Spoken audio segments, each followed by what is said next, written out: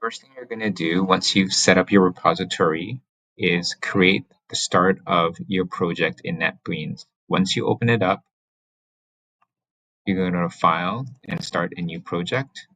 Set up your project like you typically would.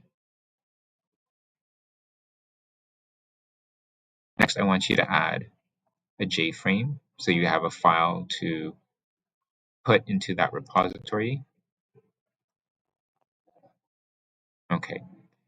After that is complete, you're going to right-click on the project, go to versioning, and then initialize Git repository. Leave the root path as the default for the repository on your local drive. Click on OK. Next, we want to add these new files into the repository. So we're going to right-click on the project, Git, and then Add. That indicates that we want to add these new files to the repository.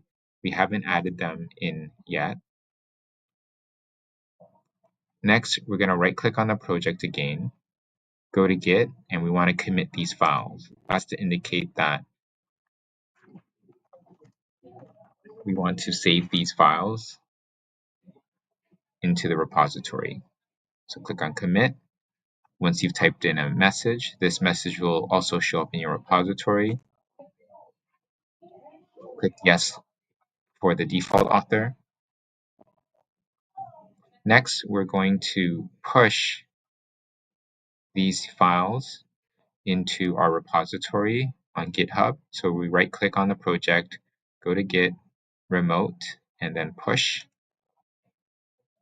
What you're going to do is you're going to type in the URL for your repository. You can type in any username you would like. Typically, that would just be your name. And then type in your personal access token. Click on Next.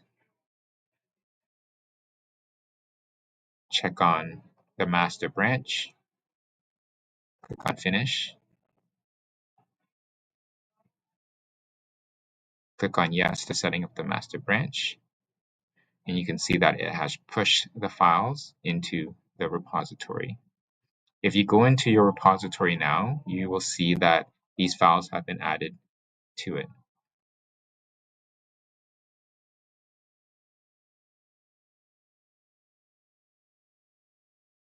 Now that you're back in your repository on GitHub, you can see the message that you had typed in when you performed the commit and the files that it pushed into the repository.